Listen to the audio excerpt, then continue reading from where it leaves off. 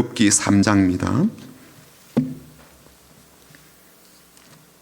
출애굽기 3장 1절부터 11절까지 보겠습니다.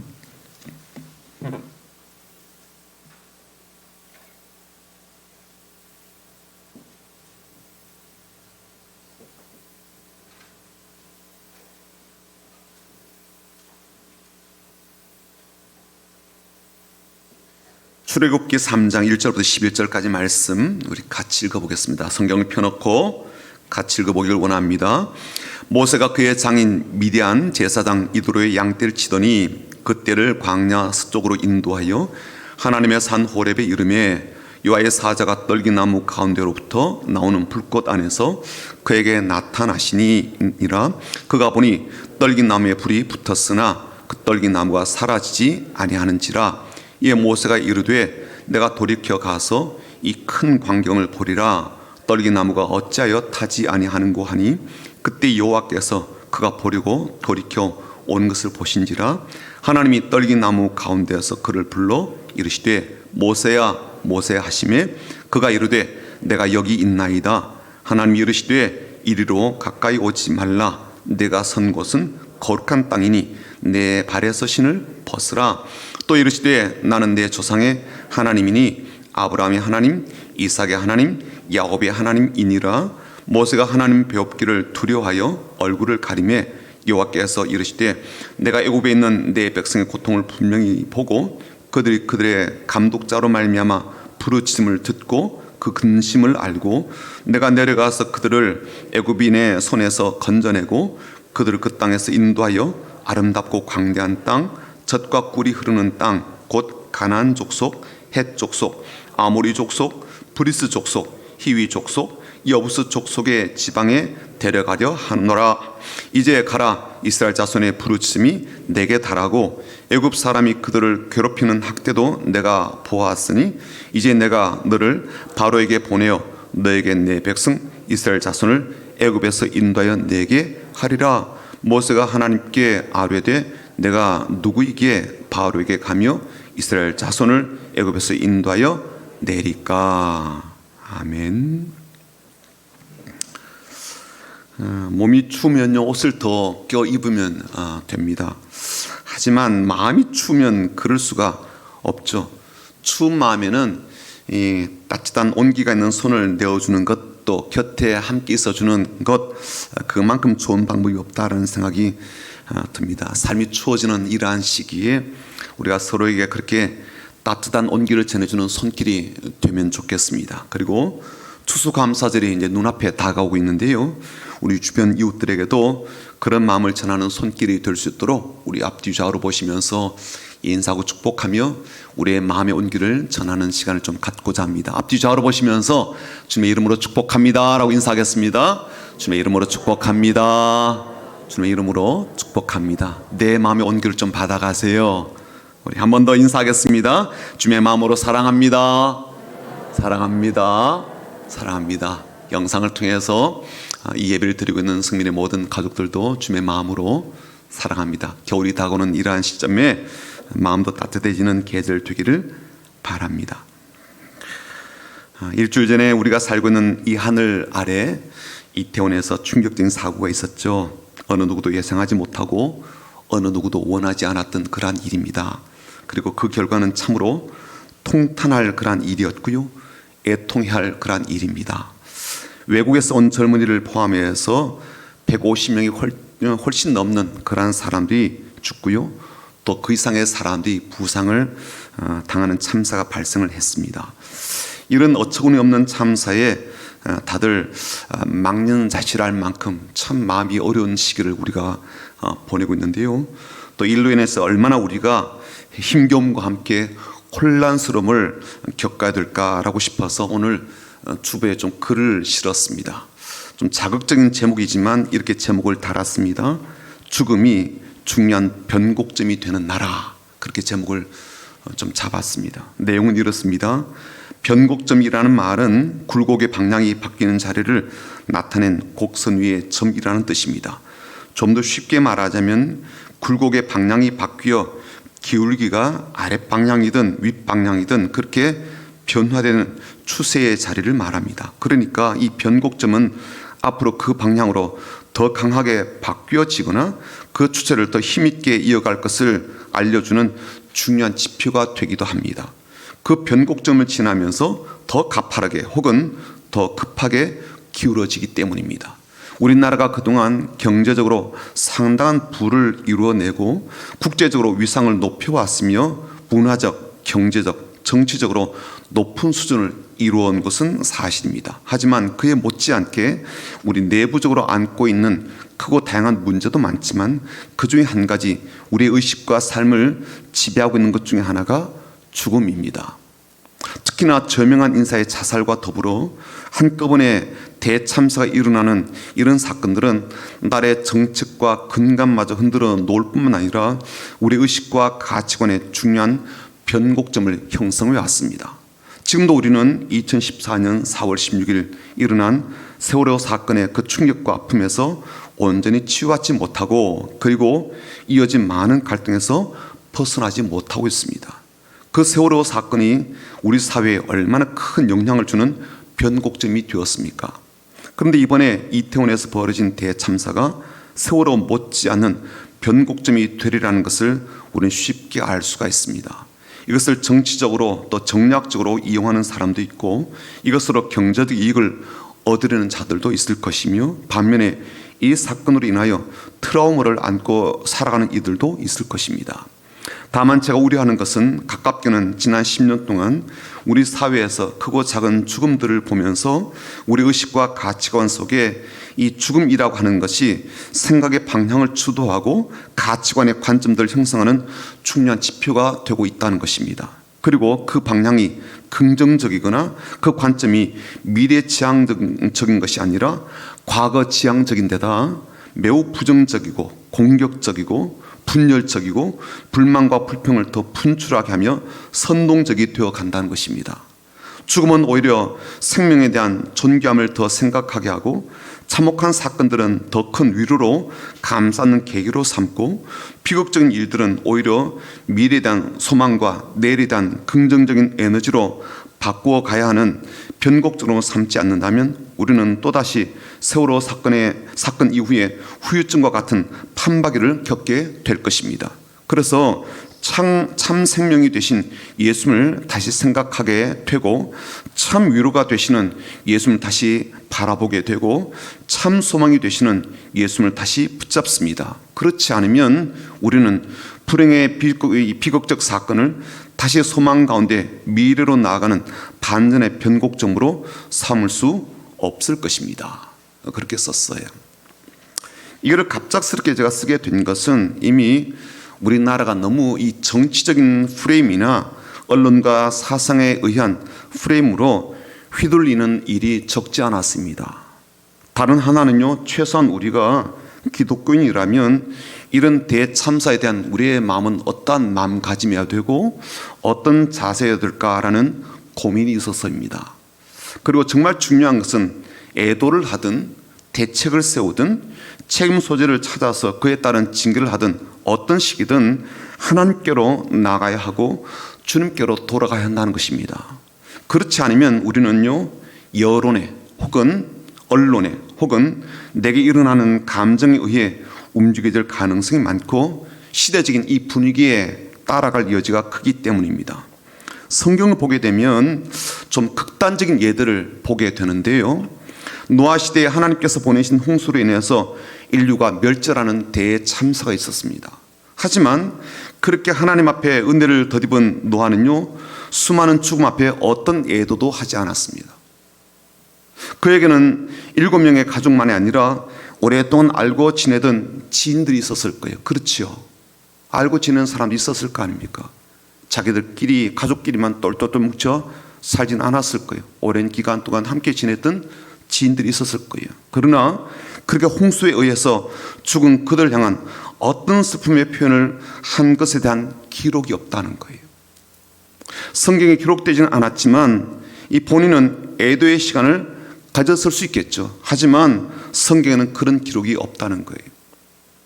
반면에 이 블레셋과의 전투에 죽은 이 사울 왕과 요나단 왕자를 생각하며 슬픔의 노래를 지어 부르고 통곡하며 애도의 시간을 가진 다윗 같은 사람도 있습니다. 자기를 죽이려고 혈안이 되어있던 그런 원수 같은 사람이지만 그가 죽었을 때 다윗은요 깊은 슬픔을 담아서 애곡을 합니다. 물론 성경에 나타난 다양한 죽음에는 그 사안들마다 죽음의 이유가 다르고 슬픔의 이유도 다르며 그래서 대하는 자세도 당연히 다릅니다.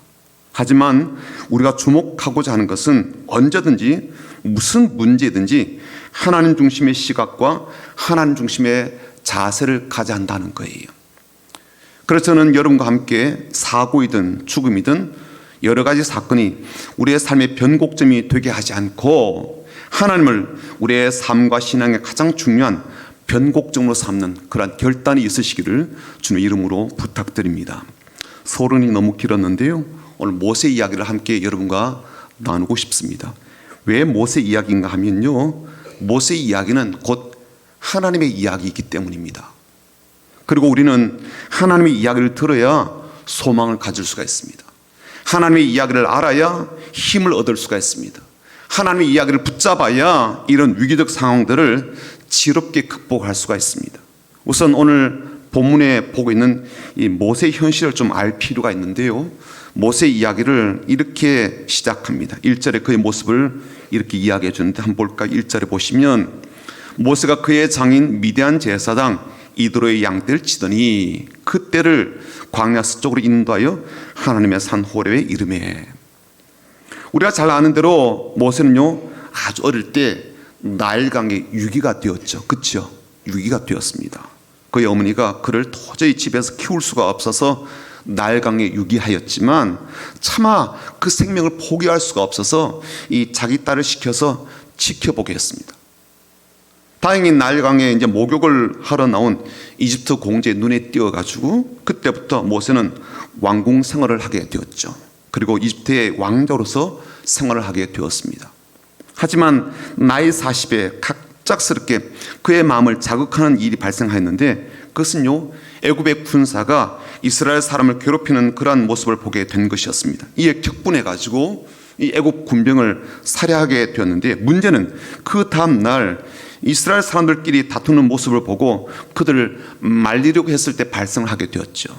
싸우던 이들 중에는요 어제 자신이 도와줬던 사람이 있었는데 이 사람이 모세가 저지른 그러한 일에 대해서 이야기하며 이제는 나를 죽이려고 하는가? 라고 하는 이 충격적인 말을 그가 듣게 되었기 때문이죠. 그리고 이미 그 사건요 일파만파 퍼져가지고 애굽의 왕의 귀에 들어가게 되었고 자신은 살인자로 지목이 되어서 잡히면 죽을 위기에 처하게 되었습니다. 그 길로 모세는 미디안 광야 깊숙한 곳으로 도망쳐서 가까스로 목숨을 건지게 되었죠.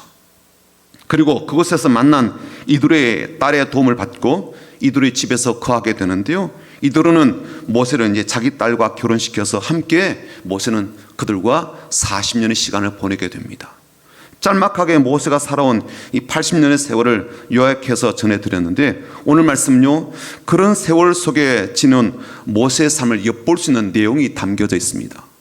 장인 어른과 함께 지내는 이 40년의 세월은요 결코 짧은 시간이 아니잖아요. 하지만 그의 삶에는 여전히 나그네와 같은 모습이 남아 있습니다. 인생 80년 중에 절반에 해당하는 시간을 보낸 이 장인 어른 집에서 그는 여전히 이방인이었기 때문입니다. 두 가지 사실을 보면 알 수가 있는데요. 첫 번째는 1절에 보는 것처럼 그렇게 40년을 장인 집에서 일을 하였지만 그는 양떼이든 땅이든 자신의 소유와 재산을 하나도 갖지 못했다는 것 때문이에요. 여전히 그는 장인의 양떼를 치고 있습니다. 아무리 공동생활을 한다고 하더라도 결혼을 한 가장이잖아요. 그리고 자녀가 있다면 이젠 자신의 소유나 자신의 재산 조금이라도 갖고 있어야 되지 않겠습니까? 그런데 그는 40년 동안 장인 어른의 소유를 지키고 돌보는 일을 하고 있을 뿐입니다. 그는 여전히 그 집에서도 나그네인 것이죠. 다른 한 가지는요, 장인 이드로의 딸과 결혼해서 아들을 얻게 되었는데 아들의 이름을 게르솜이라고 지었다는 것 때문입니다. 게르솜의 뜻은 뭐냐면 자신이 타국에서 나그네가 되었다라는 뜻이에요. 그러니까 아들 이름을 지었는데 나는 다른 나라에서 외국인으로 살고 있고 이방인으로 지내고 있다. 그렇게 이름을 붙인 겁니다. 그는 여전히 그 땅에서 정착하지 못한 채 마음은 뭐예요? 나그네로 살고 있는 거예요. 그의 외로움이 느껴지지 않나요? 그의 고독함이 느껴지지 않습니까? 그를 아껴주고 생각해주는 장인 장모가 있고요, 또 그를 살펴주고 생각해주는 6명의 이 처형과 처제가 있지만 그는 외로움에서 벗어나지 못하고 있습니다. 그리고 그것이 무려 40년 동안 이어지고 있다는 거예요. 우울함이 그의 정서 속에 깊게 뿌리 내리고 있지 않을까요? 열심히 가축을 돌보지만 내 것이 아닙니다. 장인 어른 거예요. 그에는요, 삶의 목적, 삶의 의미, 삶의 가치가 있을까요? 모세는요, 아들 게르솜과 어떤 정서적인 유대감을 갖고 있을까요? 그는 40년 전에 저지른 그 살인 사건으로 인해서 도망자 신세가 되었습니다. 우발적인 사건으로 인해서 그렇게 되었죠. 그리고 그는 자신의 신분을 숨기고 자기의 원가족과는 아예 모든 관계를 끊고 살았습니다. 만약 자신의 소재가 밝혀진다면 아마 이집트 왕이 자신은 물론이고 이 가족들인들 가만히 두겠습니까? 그러니 철저하게 자신을 감춘 채 살았죠. 그 상실감은 얼마나 깊을까요? 가족 있지만 그 가족과 어떤 소식도 주고받을 수 없이 그 모든 것을 끊어버렸습니다. 소속감을 가질 민족 있죠. 이스라엘 민족 소속입니다. 하지만 배신감으로 가득하게 되는 그 백성들과도 모든 소식을 다 끊어버렸습니다. 철저한 상실이죠. 절대적인 고독입니다. 그리고 그 시간 무려 40년이에요. 어떤 분들은요, 이렇게 말합니다. 이 시간을 하나님께서 모세를 훈련하는 과정으로 삼으셨다 그럽니다. 그의 성품을 다듬고 그의 삶을 하나님께서 일하시기에 아주 적합한 그러한 모습으로 교정하는 시간이었다라고 말합니다. 결과적으로는 그렇게 되었다라고 볼 수 있다 할지라도 모세에게는요, 이 40년의 시간이 체념의 시간이었을 가능성이 참 많습니다. 하나님께서 그로 하여금 모든 것을 내려놓게 하는 과정이었다 할지라도 정서적으로는요, 깊은 상실에 의한 무기력의 시간과 그리고 단념의 세월이 아니었을까요? 그리고 이젠 나이가 80에 이르는 상태가 되었습니다. 무엇을 기대할 수가 있을까요? 무슨 바람이 그에게 있을까요? 본인도 그동안 가족을 찾지 못했지만 가족들도 그를 찾을 수 없는 그 무수한 세월 속에서 그에게 남은 것이 무엇이 있겠습니까? 내일에 대한 어떤 희망의 끈이라도 있었을까요? 태어난 자식을 생각해서 근근히 버티는 그런 삶이었을까요? 아니면 생명이 붙어 있고 일단은 살아야 되니까 살아낸 그런 시간이었을까요? 그는 오늘도요, 장인이 양떼를 끌고 집을 나와서 풀이 있는 곳으로 가고 있습니다. 그리고 그 걸음은 나그네와 다를 바가 없습니다. 상실, 고독, 무의미함, 무기력함이 혼재된 그런 삶이었을 겁니다. 그런데 놀랍게도 그런 모세에게 하나님이 찾아오셨습니다. 가시떨기에 불이 붙은 채로 꺼지지 않는 현상을 보이시면서 이 땅에 임하시고 모세에게 찾아오셨습니다. 그리고 그렇게 찾아오신 오늘의 이야기 속에서 우리는 매우 중요한 4가지 사실을 발견할 수가 있습니다. 첫 번째는 뭐냐면 하나님이 그에게 오셔서 그의 이름을 부르신다는 거예요. 모세야, 모세야 라고 그렇게 부르십니다. 여러분, 모세에게 모세라고 부른 것은요, 당연하고 그렇게 깊은 의미를 부여할 것이 아니라고 여겨지지만 지금의 모세에게는요, 그렇지가 않습니다. 왜냐하면 그동안 모세는 자기 이름도 숨기고 살았을 것이기 때문입니다. 아내에게도 그리고 처가 식구들 모두에게도 아마 자신의 본 이름을 감춘 채 살아오지 않았을까요? 그리고 그런 세월을 40년 동안 보냈다면 모세도 이젠 자신의 이름이 아마 아득하게 생각되었지 않을까요? 아마 평상시에 그의 아내인 십보라는요, 남편을 게르솜 아빠라고 불렀을 가능성도 있습니다. 우리도 부부간에 부를 때 여보라고 부르는 친근한 명칭도 있지만 누구누구 아빠라고 부르지 않습니까? 아내는 지금도 저에게 명석이 아빠 그렇게 부른단 말이에요. 아마 그렇게 불렀을 거예요. 게르솜 아빠. 그러니 40년간 자기 이름도 거의 잊어버렸을 것이고요, 자신의 삶에 대한 의미와 정체성도 거의 상실하였을 겁니다. 아무도 자신의 삶을 잘 모릅니다. 안다고 해봤자 나이 40 이후 그리고 함께 살아온 이 40년의 시간이 전부이죠. 그런데 난데없이 하나님이 찾아오셔서 그의 이름을 2번이나 부르십니다. 모세야, 모세야. 여러분, 하나님께서 모세를 부르실 때 그 음성이 어떤 음성이었을까요? 어떤 톤이었을까요? 그 음성에 어떤 감정과 어떤 마음이 담겨 있을까요? 그렇게 부르시면은요, 한 가지 분명한 것이 있습니다. 그것은 하나님께서 단 한 번도 모세를 잊은 적이 없다는 거예요. 가족에게도 잊혀진 존재일 수 있고 동족으로부터 버림받은 그런 삶일 수가 있지만 하나님은요, 단 한 번도 그를 잊은 적이 없고 더더욱 버리신 적이 없다는 거죠. 물론 이런 말을 하실 분이 계실 겁니다. 아니, 그렇게 잊지 않으셨다면 왜 40년간 침묵하셨디요? 응? 왜 단 한 번도 그에게 찾아오지 않으신 것이지? 왜 이제 나타나신 거요? 아마 그렇게 반문하실 분도 계실 거예요. 그러나 우리가 그 이유를 온전히 알 수는 없지만 한 가지 확실한 것은 하나님은 그 모세를 단 한 번도 잊은 적이 없으시다는 겁니다. 그렇게 잊은 적이 없는 모세를 찾아오셔서 그의 이름을 부르실 때 그 음성이 어떠했겠습니까? 이미 노인이 되어버린, 그리고 삶에 대해서 많이 체념을 해버린 그에게 오셔서 그를 부르실 때 하나님 마음은 어떠셨을까요? 만약에 하나님께서 그날을 그토록 기다리셨다면 하나님은 모세 이름을 그냥 부르시지 않으셨을 거예요. 눈물이 고이듯 그렇게 부르지 않으셨을까요? 그동안의 모든 그리움을 담아서 부르지 않으셨을까요? 아버지라면, 모세의 아버지라면 그렇게 부르지 않으셨을까요? 모세가 지나고 살아온 그 모든 시간에 대해서 내가 다 알고 있다라는 그 깊은 공감을 담아서 부르시지 않으셨을까요? 가족이 있어도 나그네와 이방인으로 살아온 그의 삶이 안고 있는 모든 헛헛함과 외로움을 충분히 느끼시면서 그에게 오시고 그의 이름을 부르시지 않으셨을까요? 저는 그날 하나님께서 모세를 부르실 때 하나님의 눈가에 이슬이 맺혔을 것이다 라고 그렇게 봅니다. 그렇지 않을까요? 진짜 아버지라면 찾아오셔서 내 아들을 부를 때 눈물 없이 그냥 부르셨을까요? 두 번째 중요한 사실은요, 모세의 응답입니다. 모세는 하나님을 부르시면 이렇게 대답하죠. 내가 여기 있나이다. 다른 한글 성경 번역본을 보니까 제가 여기 있습니다 라고 번역되었더라고요. 아마 모세에게는요, 하나님께서 모세야 모세 그러실 때 다른 대답도 할 수 있을 거예요. 하나님, 그분 어디 계셨습니까? 나를 버리신 것입니까? 사람들은 나를 버려도 하나님은 버리시지 말아야죠.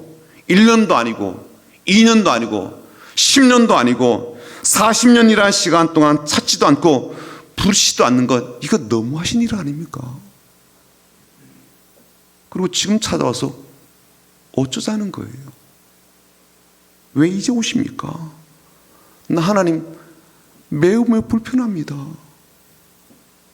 난 하나님이 그러실 줄 몰랐어요. 근데 모세는요, 하나님이 자기에게 찾아오셔서 모세야 모세야 그러실 때 단 한마디로 대답합니다. 네, 제가 여기 있습니다. 여러분, 이 대답이 가지고 있는 의미가 참 깊다는 생각을 해보셨습니까? 모세는 40년 동안 자신의 정체를 숨기고 있는 듯 없는 듯 그렇게 살아왔습니다. 자신의 존재를 지우며 살아왔지요. 타국에서 지내는 나그네에 불과한 존재였을 뿐입니다. 그리고 나이가 들어가면서 이렇게 사는 게 너무 익숙해서 하루하루 그렇게 살고 있는 존재에 불과했거든요. 근데 보세요, 그에게 하나님이 찾아오셔서 그 이름을 부를 때 나이 80이 된 모세가 이렇게 대답합니다. 제가 여기 있습니다. 내가 여기 있나이다. 전 모세의 이 대답이 이렇게 들렸습니다. 아무도 찾지 못하도록 숨어 지내며 숨죽인 채 살아온 나를 주님이 찾아오시다니요. 이렇게 지내오면서 잊혀진 존재에 불과한 나를 찾아오시다니요. 이젠 나그네에 불과하고 체념과 무기력함으로 지내온 노인에 불과한 저를 찾아오시다니요. 저를 부르시다니요. 제가 여기 있습니다. 주님 앞에 나를 보여드리고 나를 내어드립니다. 제가 여기 있습니다. 주 앞으로 나아갑니다. 저는 그렇게 이해가 되었어요. 여러분, 하나님께서 그날 모세를 찾아오셔서 모세가 대답한 이 말을 들으셨을 때 하나님은 어떤 마음이셨을까요? 네, 하나님, 제가 여기 있습니다. 그 대답을 들으셨을 때 하나님 마음이 어떠셨을 것 같아요? 마치 그 부르심을 기다리고 있던 사람처럼 그렇게 대답하는 모세의 그 말을 들으신 하나님은 어떤 마음이셨을까요? 그날의 그 짧은 대화 속에서 모세와 하나님 사이는 어떤 마음이 오갔을까요? 그렇게 찾아오신 하나님을 향한 모세의 마음은 이 대답 속에 다 포함되어 있지 않을까요? 네, 제가 여기 있습니다. 사람들 앞에서는 내 존재 자체를 지우고 살았지만 하나님 앞에서는 얼마든지 내어드릴 수 있습니다. 제가 여기 있습니다. 스스로도 나를 잊고 지나온 세월이었지만 나를 단 한 번도 잊지 않으신 주님께 나를 내어드립니다. 그런 대답이잖아요. 사랑하는 여러분, 하나님은 지금도 모세에게 찾아오시듯 우리를 찾아오시고 말씀하시고 임재하십니다. 그 하나님 앞에 제가 여기 있습니다 라고 대답할 수 있는 삶이 되시기를 주님의 이름으로 축복합니다.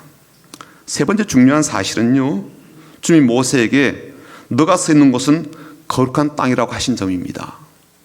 저는 이 말씀이 모세에게 매우 충격적으로 들렸을 것이고 이해하기 어려운 말씀이었다라고 생각이 됩니다. 그것은요, 늘상 양떼를 먹이기 위해서 다니는 길에 불과한 곳이었잖아요. 내가 익숙히 다니는 길이었고요, 양떼를 끌고 다니는 그러한 길이었을 뿐입니다. 어떠한 거룩함과 신비함도 갖지 못한 곳이죠. 그냥 잡목이 자라고 평범한 땅에 불과합니다. 그는 단 한 번도 그곳이 거룩한 곳이다, 참 신비로움이 담긴 곳이다 라고 생각한 적이 없죠. 그런데 하나님이 오셔서 그에게 놀라운 말씀을 하십니다. 이곳 너가 서 있는 이 땅은 거룩하다라고 말씀하십니다. 사실 그 땅은요, 모세가 양떼를 치는 곳이기도 하지만 모세 자신에겐요, 자신을 숨기고 있는 땅이기도 하지요. 내 존재가 감춰지고 이젠 점점 노쇠하여 가며 살아있는 땅에 불과합니다. 나그네로 살고 있고 이방인으로 자리 잡은 채로 세월을 보내고 있는 그러한 곳에 불과합니다. 하지만 하나님요, 그렇게 보시지 않죠. 거룩한 곳이래요. 하나님이 지금 그곳에 임하셨기 때문에 거룩한 곳이라고 하는 것입니까? 그래서 갑자기 거룩한 땅이 된 것일까요? 근데 어찌됐건 모세에게는요, 하나님의 이 말씀이 매우 충격이 되었을 겁니다. 이곳이 거룩한 땅이라니, 이 자리가 거룩한 곳이라니.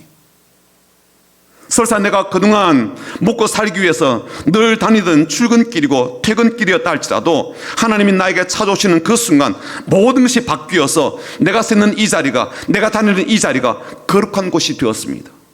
달라진 것이 아무것도 없는데 말이죠. 여러분, 여러분에게 하나님이 찾아오셔서 이름을 불러주신다면 그렇게 부르신 그 현장과 자리가 거룩한 곳이 된다는 사실이 놀랍지 않습니까? 성전만이 거룩한 현장이 아니라 주님이 나를 찾아오시는 그 자리가 거룩한 곳이 된다고 합니다. 내가 절대로 만들어낼 수 없는 그런 거룩한 현장이 된다고 합니다. 그리고 내가 바로 그런 거룩한 자리에 서 있는 존재가 되게 하십니다. 광야일 뿐이죠. 먼지가 있는 사막일 뿐입니다. 태양이 자결하는 그러한 메마른 땅에 불과한 그곳을 하나님 오셔서 거룩한 곳이라고 새롭게 명명해 주십니다. 그리고 거룩한 곳이 되게 하십니다. 하나님이 찾아오시면, 하나님이 내 이름을 부르시며 임하시면 그 자리는 거룩한 자리고, 그 자리는 영광스러운 자리고, 그리고 나로 하여금 그런 자리에 서 있는 존재가 되게 하십니다. 놀랍지 않아요? 은혜롭지 않습니까? 감사하지 않나요? 네 번째, 마지막으로 하나님은 대뜸 모세에게 신발을 벗으라 하십니다. 그 땅이 거룩한 땅이기 때문이라고 하시며 그 신발을 벗을 것을 명하십니다. 우리 이 말씀을 좀 유의해서 생각해 보아야 됩니다. 한 가지는요, 거룩한 곳에 서 있는 사람, 거룩한 자리에 있는 사람은 벗어버려야 할 것이 있다는 것 때문이죠. 하나님은 지금 모세가 신은 그 신발이 거룩함과 맞지 않다라고 보신 겁니다. 그래서 신발을 벗으라는 거예요. 거룩한 땅과 거룩함이 깃든 자리는요, 반드시 벗어버려야 될 것이 있습니다. 다른 한 가지는, 그렇다면 그렇게 벗어버려야 될 신발이 의미하는 바가 무엇인가라는 거예요. 왜 하필이면 신발을 벗으라 그러셨을까요?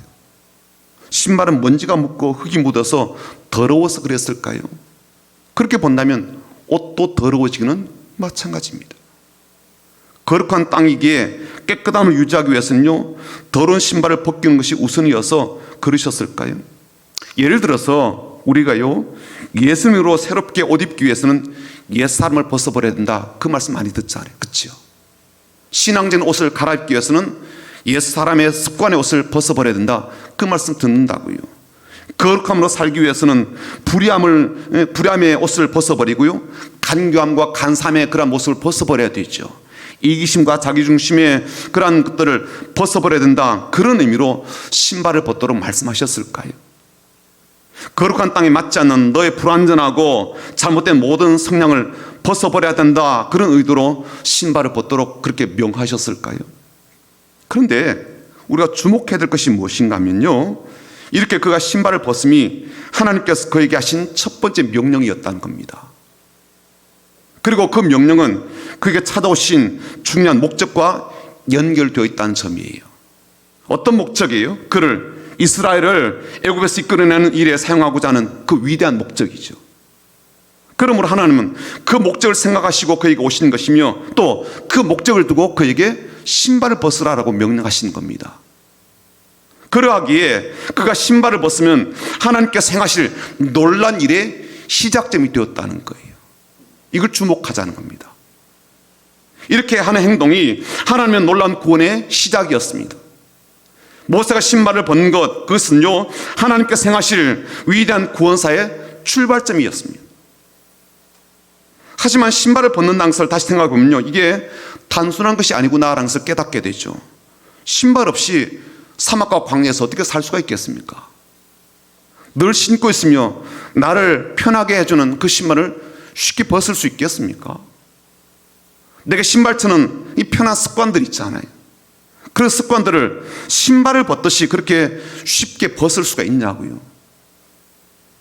특히 멀리 갈 때, 험한 길을 가게 될 때 반드시 필요한 것이 편안한 신발이잖아요. 익숙한 신발이고요. 그런데 하나님께서 벗으라 그러신다고 냉큼 벗을 수가 있겠냐는 거예요.